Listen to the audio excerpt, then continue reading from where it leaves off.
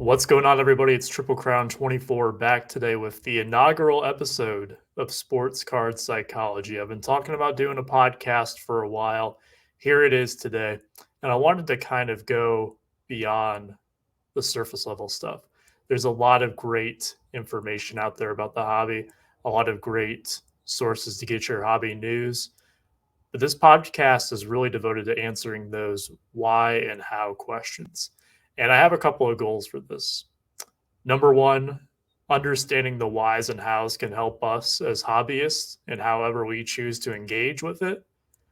And on top of that, we can also understand our fellow hobbyists a little bit more and maybe understand some of their perspectives.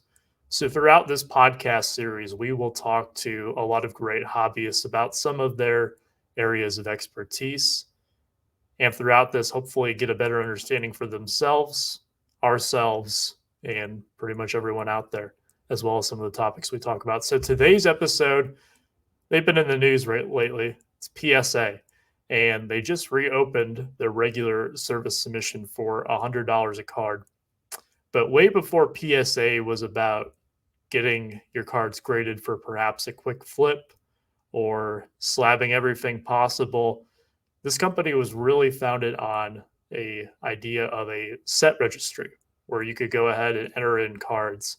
And there's a lot of adjectives you could use to describe this set registry.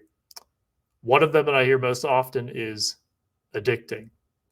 And today I want to really dive into why is this set registry so addicting and why do so many people in the hobby rely on it so well. So I went ahead and found a guest who knows quite a bit about set registries. He has more than I could probably even count. You know him from the Baseball Collector YouTube channel. You also know him from the Bench Clear Media YouTube channel, and he is the host of the Golden Age of Cardboard podcast, Mr. Mike Moynihan, aka Baseball Collector. Mike, how you doing? Yo and hello, JT. What's up? It's weird to be on this side of it. Usually, I'm on the other side where you're introducing me, so it's weird to be the captain of the ship here. But I'm talking to someone who's definitely well versed in the PSA set registries. Why don't you briefly tell us how you got started with them? Wow. So set registries, probably a decade or so that I've been doing them pretty hardcore. And it just started with a great way as a checklist. If you're wanting to do a player run or every player that's won an MVP or you name it, there is a set registry for it probably. And if there's not, you can get one created. And it allows you to pseudo compete. And I say pseudo because the reality is there's nothing at the end of the rainbow on this. There's no golden ribbon. It's all for it's so funny how I think the registry is purely driven by ego, myself included, by the way. And you want to see yourself compete and get higher, and you can do what ifs and all kinds of stuff. And so that competitive nature that I have, that drive to be number one, really just made me gravitate towards the set registries long ago. Knowing on most of them, you'll never be number one, but it's fun just to see where you rank. And for me, honestly, it really started with the 300 Great Cards by Mike Payne. That was the first set registry that I thought, man, I want to see how high I can get in this thing. Knowing there were cards on there I will never own, like the Wagner and the 52 Tops Mantle, etc. But the further along I've gone, it's like, man, it's just those competitive juices start flowing, and it's so much fun. Well, I think what you touched on is what I hear from a lot of people when they tell me about their registries. I mean, you've created your own with the last Topps Hall of Famer. I know that you're involved in several of the decade sets and that 300 great cards. One thing I also know about you, and anyone who follows your YouTube channel probably knows this too, is that you're a big spreadsheet guy. You've got spreadsheets and checklists for everything. So that kind of begs the question, why not just use your spreadsheets and those kind of checklists instead of using the PSA set registry where you're forced to have these cards in PSA slabs? What is one of your, I know you just touched on some of them, why the registry is so appealing, but why do you also keep track of it through PSA and not just on a spreadsheet? That's actually a great question. If you think it's duplicating the work, right, of tracking my collection. Either you can track it on PSA, that's fine, or track it on a spreadsheet.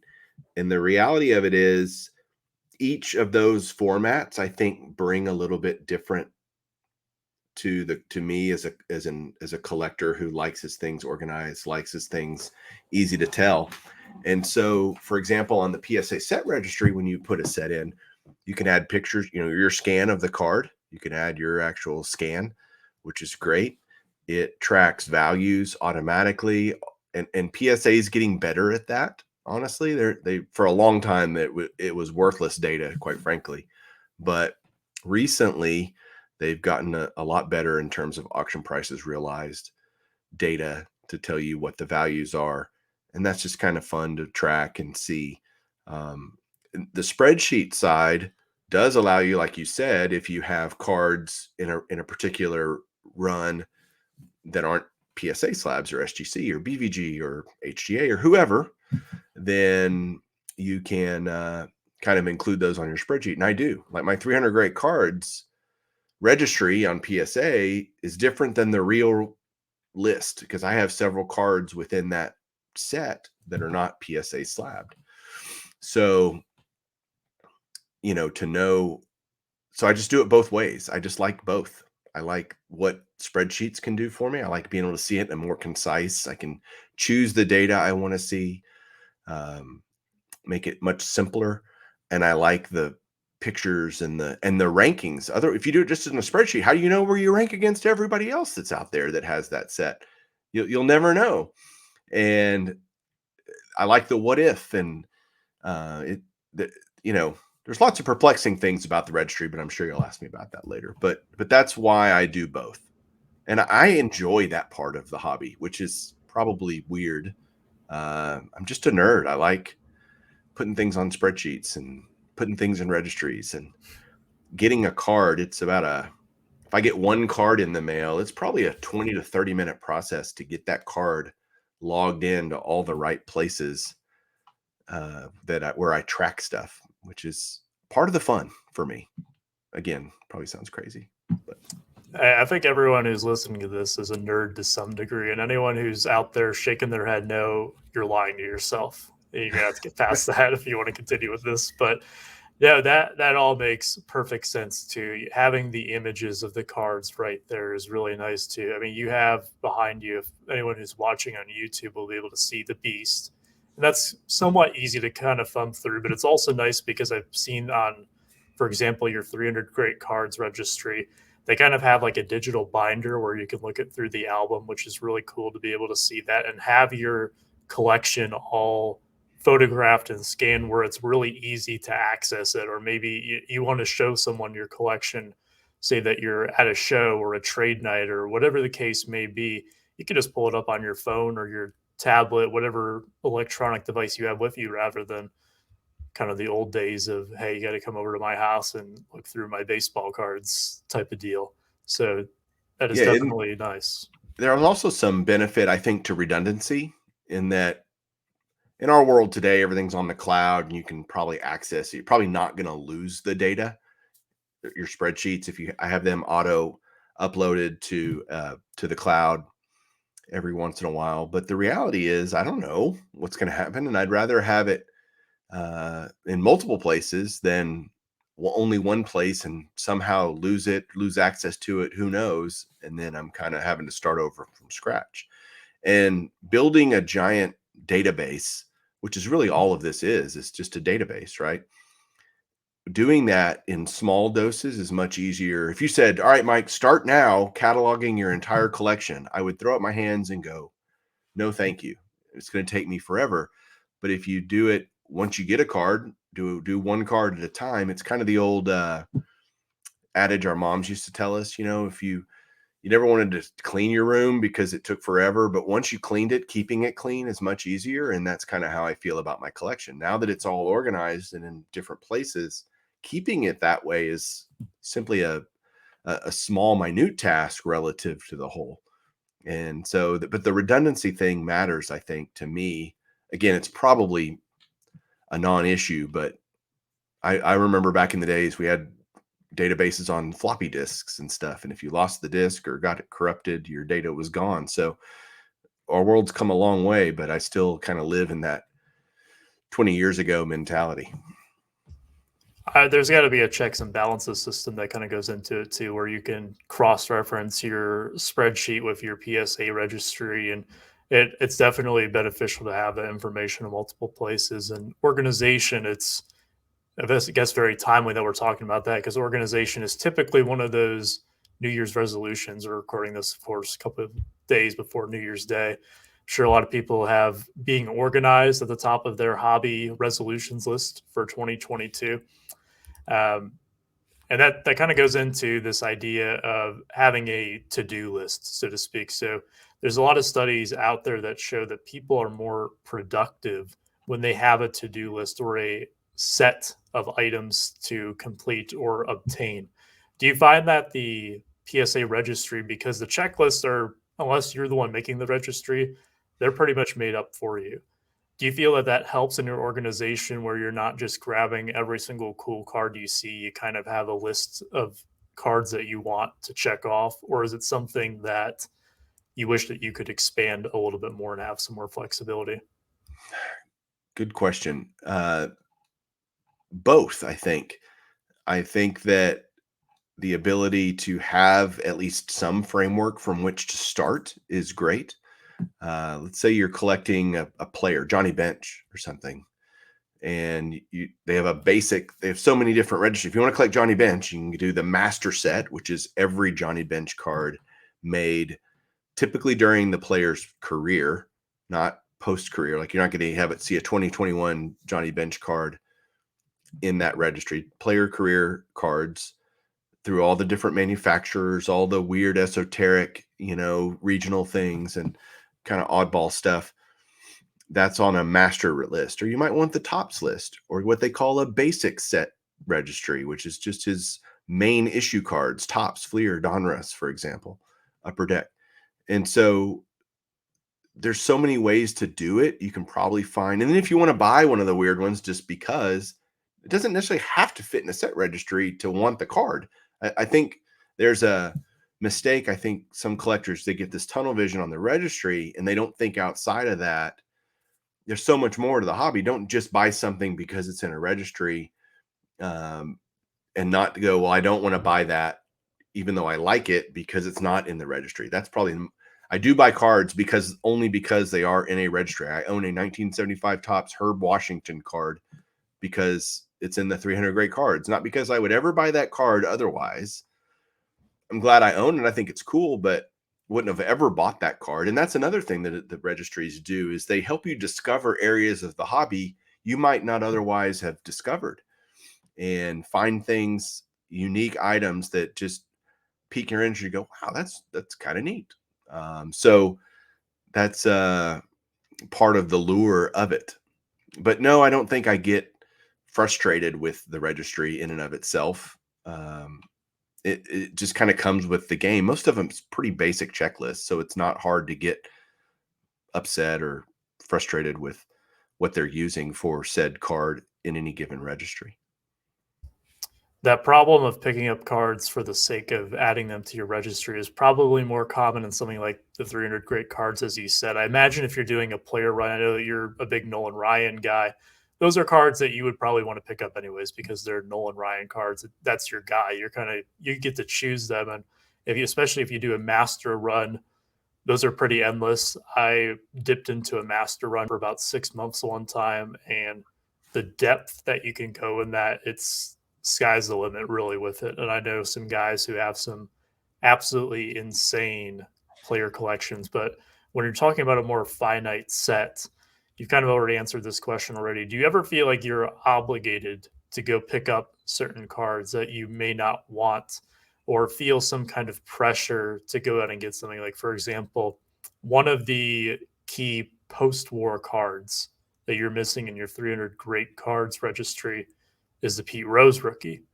And it's one I know that you and I have talked about it privately, why some of the reasons why you haven't gone after that one. But do you ever feel maybe more so pressure to go after that because it would help fulfill your registry rather than something else you're looking at? Or is it just one of those things that you'll get to it whenever you get to it?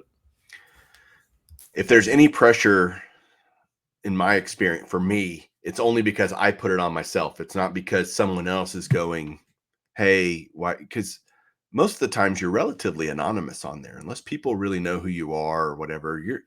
It's really, again, I'm telling you, it's this internal ego, your little voice in your head telling you, hey, if you just get this card, you can move up 2 spots. And it is not pressure put on by external forces in any way, shape, or form. The Rose is a great example of a card that I have simply refused to buy, ignored for a long time because he's not a Hall of Famer.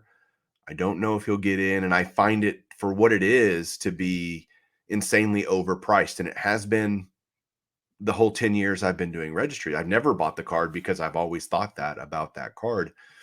And so I've never picked one up. If it was the last card that I needed for the 300 great cards, for example, or the post-war Hall of Fame potentials, or I can't remember what it's called, future Hall of Famer rookie set, yes, I would go get it. But it would be just because I think collectors, we have a completionist nature about us. There is something in our DNA that we want to complete something. Did you ever see the movie The Accountant with Ben Affleck? You already know the answer, Mike. I haven't seen any For movie ever made. those of you that have not seen The Accountant, Ben Affleck, I was going to say Matt Damon. Ben Affleck, Matt Damon, same guy. No, just kidding. Ben Affleck plays a gentleman who is raised by his dad. He's autistic, but high functioning, but he's working on a puzzle, and he's doing the puzzle and he can't find the last piece, and he's just like, I have to finish, and he literally goes bananas because he can't find that last piece. It happened to be on the floor. He ends up completing it and calms down. There's some of that in, I think, collectors. I think that's just part of being a collector, is wanting to complete things, wanting to finish. I want to finish. And so there's a joy that comes at the end of that. When I finish a player run, I'm excited. I'm excited to show them off. I'm excited to put them all together and look at that player's career in cardboard. Those are joyful moments for me in the hobby. And so it doesn't even matter where I rank in the registry. I like to see 100% on the completion column on your set registry. That's a satisfactory thing for a lot of collectors, I think. I'm the same type of completionist guy.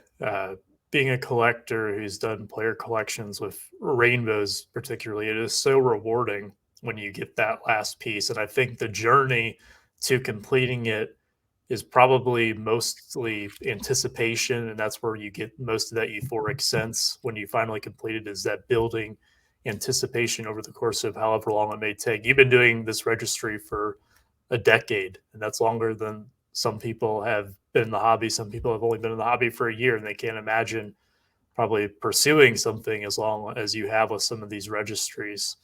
You did mention the completionism. I think that's a huge part of it too. The brain wants to see things that are complete, and having those open, empty spaces, it's an uncomfortable feeling for us. We want to be able to feel like we have fulfilled this. There's also probably a bit of perfectionism that occurs with it too. I know that you've had this, I guess, debate with yourself at points in time too, where on your uh, decade sets, for example, particularly with the 80s sets, PSA 10s of those cards are particularly, I don't want to say easy to come by, but they are easier than maybe some of the 50s, 60s, and 70s. And they're probably a little bit more affordable, but you're more so going towards the completion part of it where you want to have all of the cards. So you may settle for the eights or nines because they are so much cheaper than the tens. Is there a part of you sometimes that gets a little irked when you got to buy a little bit of a lower grade? Or is it more so that you just want to keep working towards that completion part of it rather than having a quote unquote perfect registry? Yes, part of me does get irked with that. I wish those cards were cheaper. They're just not. I would buy tens in everything if I could afford it. But you're always, as a collector, balancing picking up a card versus picking up a certain card in a certain grade. And I would rather have more quantity than necessarily all gym 10s, let's say for 89 tots, which should be easy, right? You would think, well, shoot, there's tons of them out there. And that's true. It doesn't mean they're cheap. And so finding them is not usually the problem. Affording them is. And so, yes, I'd love all 10s. And I have a smattering of 10s. When I've found good deals, I buy 10s if I can. But the reality is, and most of us can't afford that on every card. I guess you could if you just did it much slower. But I think also that pursuit, at least for me, is the longer I go idle without picking something up, unless it's done on purpose in terms of taking a break or whatever, I'm itching. It's an addiction, no doubt. And I'm going, oh my gosh, I need a fix. I need a card. I'll take an 8. Yeah, give me an 8. I'd love a 10, but man, I'll take the 8. Let me just fill a hole here. Let me make progress in my collecting journey overall. And it's funny how you call this, sports card psychology, and there's so much to it that is that.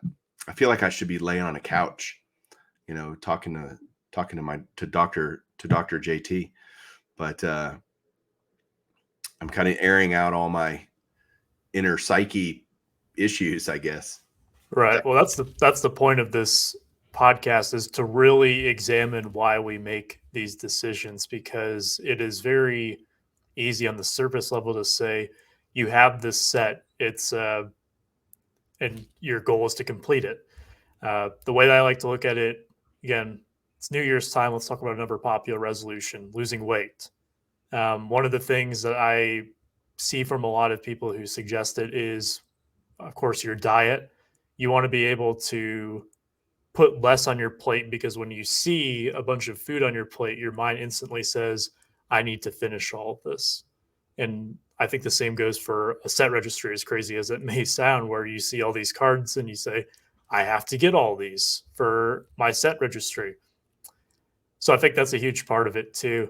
Why do you think it is that people get so addicted to those PSA 10s though? I mean, there is a part of it where there are people out there who solely just want to go ahead and complete the set by any means necessary. They'll take the best example they can get for the best price that they can get. But I know quite a few collectors who really will not settle for less than the 10 on a lot of cards. What do you think it is about the 10 that is just so alluring to us? Well, certainly, I think on the modern side, that's the standard of perfection. That's the standard. In the vintage world, that is not the standard, right? You just forget about it. You'll see a lot of guys though in the vintage world that they're doing a set. Let's say they're building a 61 top set. They want 8 or better, or 7 or better. They want some minimum grade that they consider to be, acceptable to them, and they will build it based on that. But in the modern world, a player collector, if you're collecting a current player, it's not unreasonable to expect 10s out of all the cards, because you can find them. They are readily available. And if you can, why not, is kind of the theory I think a lot of guys have. You mentioned earlier I want to step back a quick second, because I think you made a good point that I want to open up a little bit deeper. And that's on when you're losing weight, you make a resolution to lose weight. Why do so many people not end up losing the weight? They end up starting and going for a few weeks, and by, end of January, they're right back to where they were at the end of December. And that's, I think, because there's a psychology to that too, that translates to cards, in that it's very hard to stay disciplined. It's very hard to continue on with something, even if it's a goal that you have, because it's hard to see the end. And it's hard to make the sacrifices necessary to get to that goal. There are certain people that do it. Certainly people that do go out to lose weight, end up doing it, but it's not 90% of them don't, or some percentage, right? Some huge percentage don't. I see so many set registries out there of people that have started something, They might have 2, 3, 4, 5% of the set done, and then they just kind of give up. And that is something, if you're a set registry addict, I would not get into it unless you plan on finishing it. I mean, what's the point otherwise to me? Why go on the diet if you're not really going to lose the weight? Intentions don't matter. It's what do you do? And if you want to build a great collection of a player or a set or a whatever that you want to do, go for it. Make sure you follow through on it. The old marathon, not a sprint idea applies to set registries too, applies to everything in the hobby. And just don't get frustrated. I've spent years looking for certain cards, years. And that's okay. The journey is fun. If you look at it that way, don't look at it as arduous and taxing and boring. And I can't find this card. It's never out there. You only need one. You only need to find one for your set. And so patience and stamina and discipline are very important in building a set registry, as they are with any goal in life, probably. Yeah, perspective has to be, you have to have that positive outlook. Like, this is something that you are doing for fun. This is a collection that you are building because it's what you genuinely love.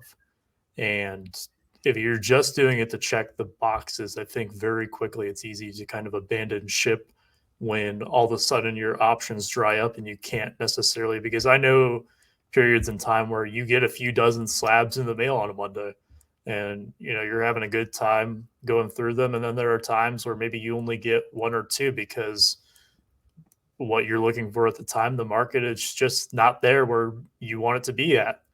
And it's a roller coaster. It would be very boring if it was not a roller coaster, in my opinion. If it was just very linear, then it would be extremely easy. And that's why a lot of people have a lot of admiration for those who have completed those registries as well. We've talked a lot about just like personality traits and character traits that kind of come through the registry, such as perfectionism, having that want to complete things, or sometimes abandoning hope. Um, and throughout this podcast, for those listening, you'll probably hear me talk about this quite a bit, is the 5 personality factors as it relates to the hobby. There's one that really jumped out to me when we talk about the PSA registry, and that is openness to experience. The registry is great. And as Mike alluded to earlier in the show, he has discovered some new cards through it, or picked up some cards that he might have otherwise not. There's also some possibilities where it's kind of closed him off from that. Would you say that's fair? Can you give us some of the examples of where maybe the registry opened your eyes to something, or maybe kind of prevented you from going after something? Yeah. There's a lot of pre-war stuff that I like that I haven't bought just because it doesn't fit anywhere on a registry for me.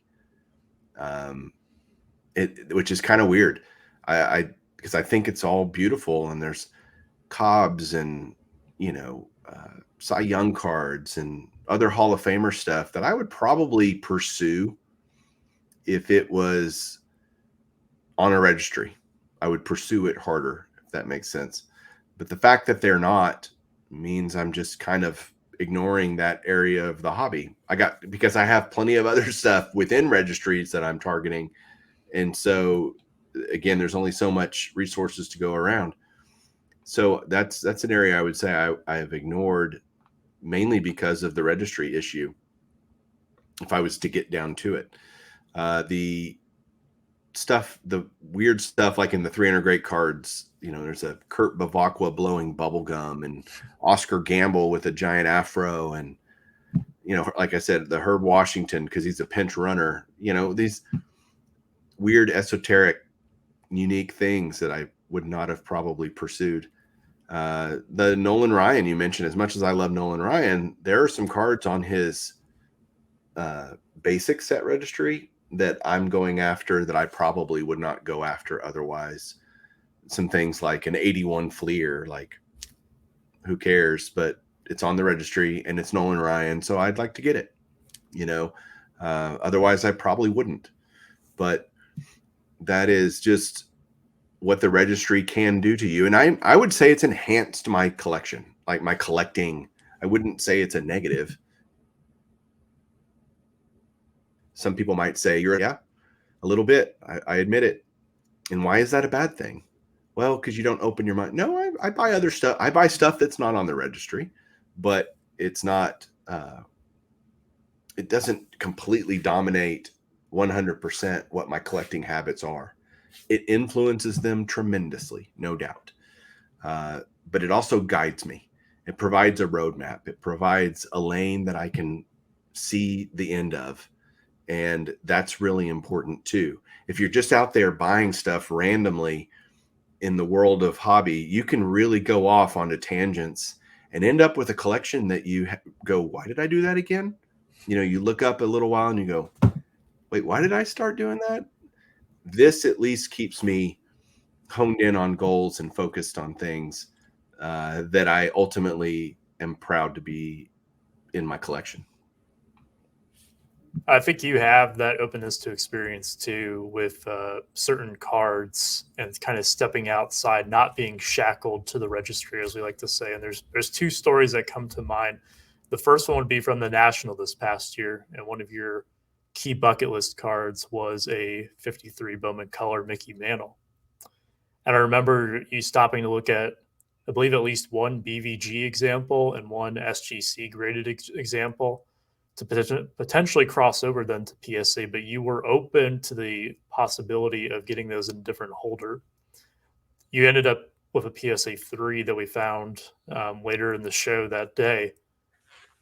You have it nearby. I thought you had it nearby. I was going to say that's very convenient. Just That water. would have been convenient. I did actually have it earlier because I did my year-end recap for my YouTube channel, and it happened to be one of the cards that I mentioned. And I mentioned your role in getting that, so thank you. Anytime. Always willing to make a friend spend big money on a card whenever possible. One that I didn't have a say in, but I know that there was a few other friends who were there when you purchased this, was at the, I believe, the most recent Dallas card show with the 54 Bowman Ted Williams that you picked up. This is your first ever SGC slab. And if you haven't seen Mike's Dallas card show recap video, first of all, the show recaps are always fun videos. I would encourage you to go check them out on YouTube. But if you specifically haven't seen his Bowman Ted Williams, it is a absolutely beautiful card. It's one that he's been after for a while. I'll let him tell you more about it because it's his card. But it's an absolute stunner. And I know that it's, correct me if I'm wrong, it is on the 300 great cards. It is. And it is in the SGC holder, which means you cannot use it in your registry. So I'm sure that played into your decision on whether or not to buy it. Kind of walk me through what that was like buying such a big card, not in the preferred holder. Hard, honestly. It was difficult, but at the same time, it's funny how much cheaper it was versus a corresponding grade in a PSA holder. The demand is just lower. And so I was able to get a really good deal on a beautiful example. It's an SGC 1.5, but it's really, really, really gorgeous. And I simply couldn't pass it up for the price. I've got other examples of cards in BVG holders for that set that I've considered crossing over. But what the funny thing is, as much as I love the registry, the idea of sending these cards off and getting them reholdered and I'm good. You know, I have my own spreadsheet where I'm tracking it, like we talked about earlier, where I really know where I am on this set because the goal is really the set, whether it's the player or 300 great cards or XYZ. That's the pursuit. Where you see in rankings and where you compare to other collectors, etc., is fun and interesting and neat, but the real driver for me is to get the cards.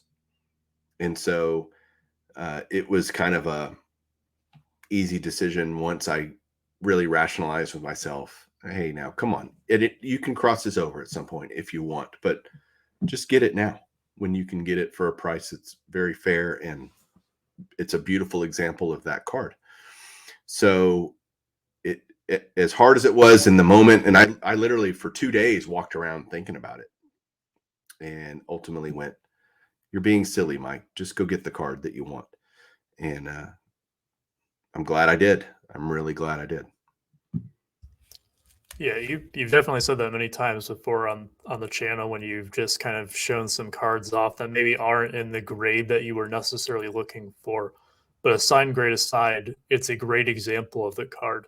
And with how many you have over 3,000 slabs in your collection, not every single one is of the same importance. There are certain cards that you want to have a nice example of. And I know that the Ted Williams being on your list for so long, I think that's a very great lesson that a lot of people can take away from this is that don't let the holder of the assigned grade really shackle you and reduce your openness to going out and pursuing the card. If you see the card, if it's a slab that you've never seen before from a company you've never seen before, that might be a different story. But if it is a reputable service, it's something to definitely consider. You don't want to limit your options because you're only hurting yourself really as a buyer at that point. So I think that's a fantastic story with that. We've talked a lot about different aspects of the set registry and why we kind of behave in certain ways and why we think certain things about it.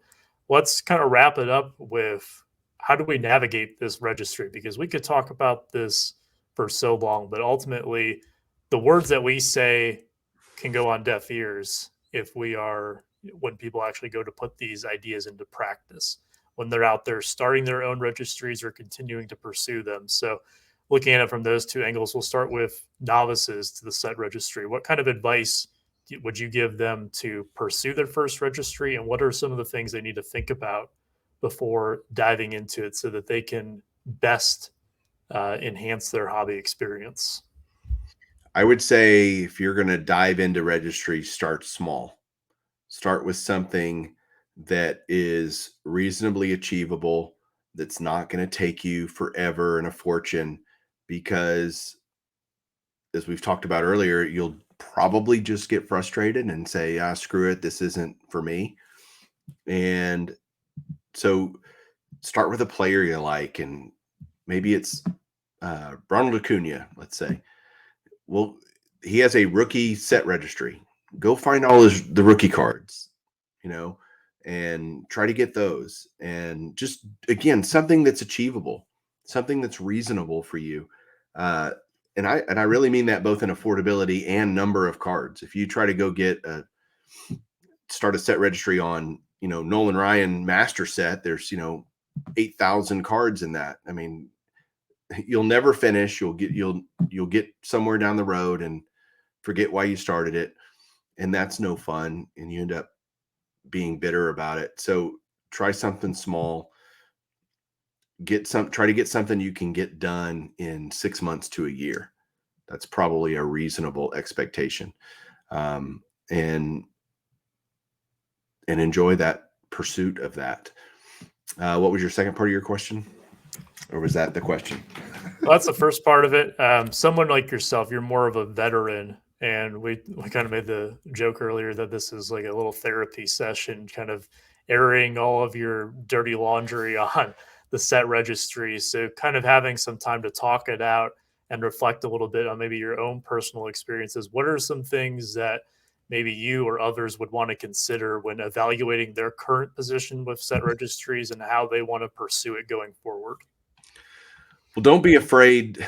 It's funny how I just said you need to pursue it, pursue it, pursue it. And yet, I would say if you're a veteran collector and you've started something and you haven't looked at it in a year or two, and you're not willing to pick it back up, why even have it on there? Like, don't do it just to do it. Do it because it means something to you and you have that passion for it. Otherwise, it's just going to be an anchor around your neck, and that's no fun. Again, this is all supposed to be fun.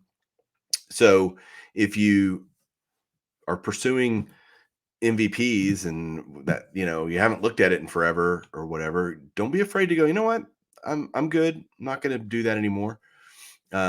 Which is weird to say because it sounds like I'm saying both things. I'm not. If a veteran collector can make that distinction and say, yeah, I gave that a run and it wasn't doing it for me. Don't just keep doing it just because um, if the passion's not there, if that makes sense. Don't do it just because it's just throwing money at something you're not going to enjoy. And that's no point.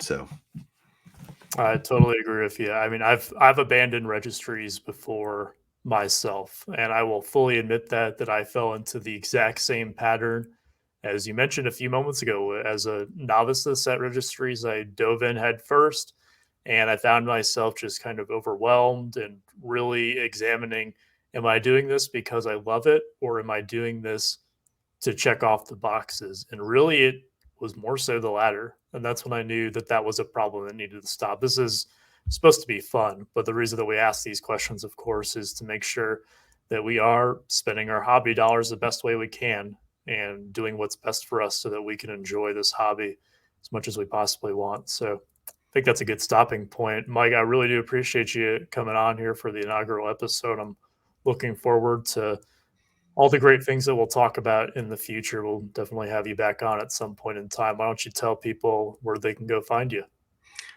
well, I'm on YouTube at my channel name is Baseball Collector. I also contribute a lot to the Bench Clear Media channel. That is where you'll find my podcast, which I try to do weekly, called Golden Age of Cardboard. It's also on all podcast places where you listen to your favorite podcasts, Golden Age of Cardboard. And I'm on Instagram at Baseball Collector Mike. So get in touch if you want to talk or have questions. Thanks again, Mike, for jumping on the show. I really appreciate everyone who tuned into the inaugural episode. Of course, the Sports Card Psychology podcast is available wherever you find your podcast and is also available on YouTube. If you do happen to be watching or listening on YouTube, we'd love to hear your feedback in the comments down below on this episode. Any questions you may have to the subject matter or suggestions or guest ideas for future episodes. If we've inspired you today to go out and pick up some cards for your PSA registry, or maybe go pick up some cards that you want to get slabbed up, you can always, of course, check out the Triple Crown 24 eBay store. That is ITS Triple Crown on eBay, over 34,000 sports card singles. My store is the sponsor of the podcast. We're not cool enough yet to have a official sponsor, so I am the sponsor. So until next time, everyone, thank you again. We hope you have a very happy and healthy, safe new year. Until then, take care, stay safe, be kind.